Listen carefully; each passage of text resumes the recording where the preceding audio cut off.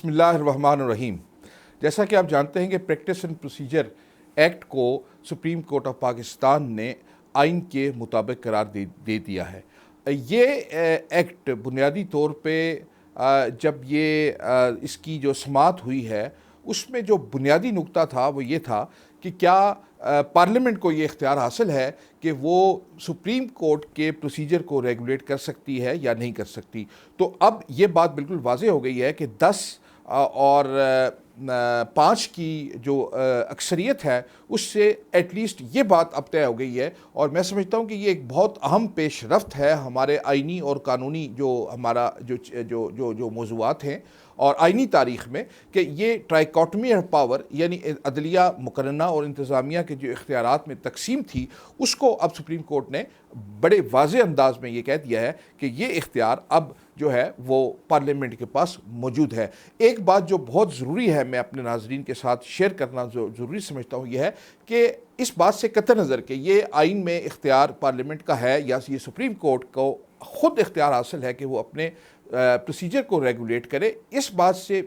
کوئی اختلاف نہیں کیا جا سکتا کہ جس صورتحال میں اور جس طرح سے سپریم کورٹ آف پاکستان نے اس بل کو پاس کیا ہے، اس کی جو کنٹینٹس ہیں، اس کا جو انٹینٹ ہے اور جس کو آبجیکٹ ہے، اس سے کسی بھی قسم کا اختلاف نہیں کیا جا سکتا، کیونکہ جو چیزیں اس کے اندر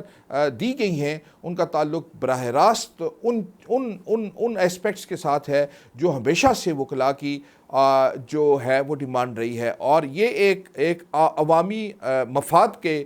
بارے میں سمجھتا ہوں کہ اس کے بارے میں کوئی دو آرا نہیں ہو سکتی۔ مثلاً یہ کہ ریویو جو ہے اس کے اندر وہی کاؤنسل ہوں گے جو آلریڈی جنہوں نے وہ کیس کیا، اس چیز کو 10A کی روشنی میں ختم کر دیا گیا تھا، اور اس بل کو میں اس کی تصدیق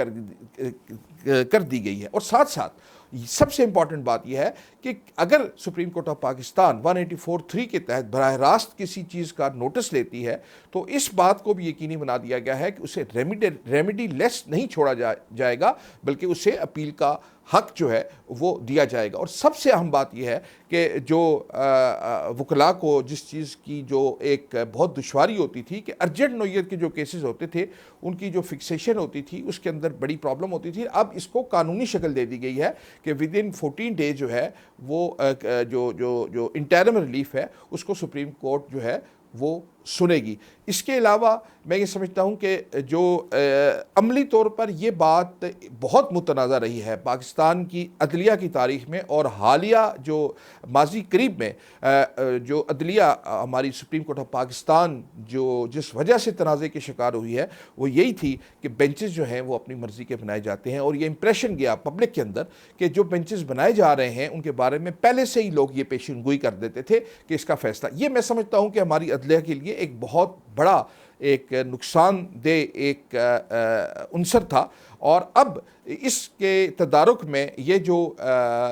کانسٹیٹیوشن آف بینچز کا اختیار جو ہے وہ 3 ججز کو دے دیا گیا ہے، اس سے میں سمجھتا ہوں کہ وہ جو شکوک و شبہات تھے اور وہ جو ایک قیاس آرائیاں کی جاتی تھیں اور ایک طرح سے عدم اعتماد کا اظہار تھا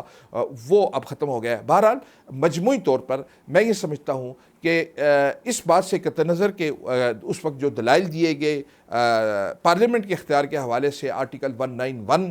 میں جو پروویژنز ہیں اس حوالے سے، اس سے قطع نظر میں یہ سمجھتا ہوں کہ یہ اس کا براہ راست جو بینیفیشری ہے وہ لیٹیگنٹ ہے، عام آدمی ہے، اور ساتھ ہی ساتھ سب سے خوش آئند بات جو ہے اس میں وہ یہ ہے کہ ایک بہت بڑا جو اعتراض کیا جاتا تھا کہ یہ پرسن اسپیسیفک ہے، اور میں بطور قانون کے طالب علم کے یہ بات سمجھتا ہوں کہ